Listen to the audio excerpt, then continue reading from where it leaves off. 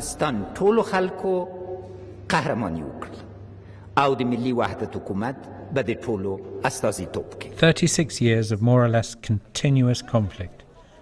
Yet Afghanistan, against the odds, now faces an opportunity to achieve political stability and peace. The challenges should not be underestimated. Many mistakes have been made and lessons learned since 2001.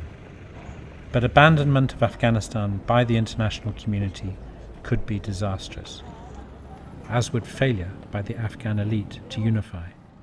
The challenges should not be underestimated. Chaos in Afghanistan will not be confined to its borders.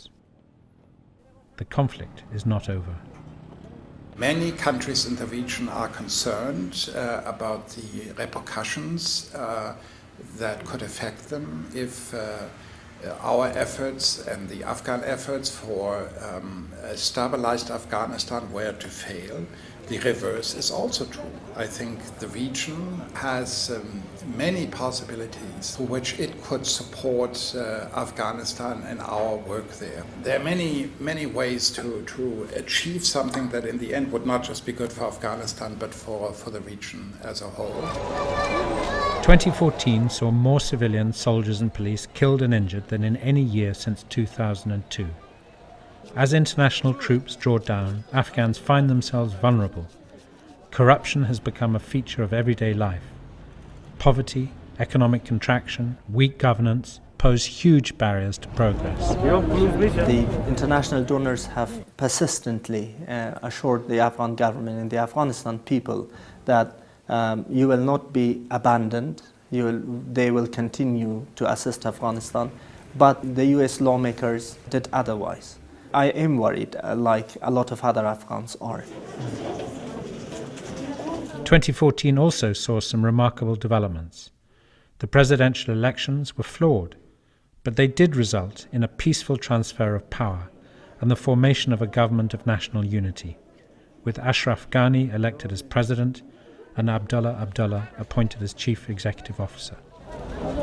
Everybody got kind of matured in this election because we have already passed few elections. Before we didn't have this experience. But this year I'm so optimistic. Most of the media played a huge role of engaging women in their roundtables and programs, but also candidates, which we were not seeing this in the past, were try to focus on the women's issues. They thought that they cannot ignore a majority of the population, which were women.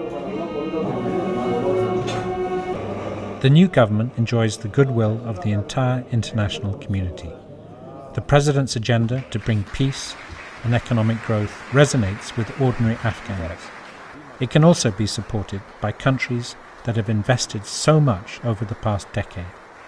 The ISAF mission has ended. Afghans are now in charge of their own future.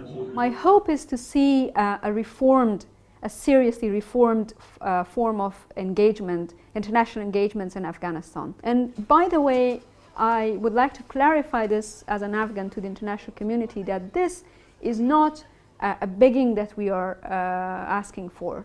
It's not something that it's only beneficial to Afghanistan and the people of Afghanistan. It is actually part of the responsibility of the international community to fulfill those promises that they have made to Afghanistan. Will the new government be able to meet these expectations, whether for security, the rule of law, jobs, and access to basic services like energy, education, and health? Critical to success will be a peace process among all Afghans. If the youth become educated, there is hope for the future. I've completed my secondary education and have just sat the university entrance exam and hope to study medicine.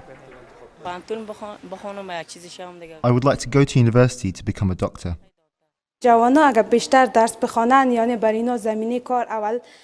The youth need to focus on completing education, and jobs need to be made available to qualified youth in the country.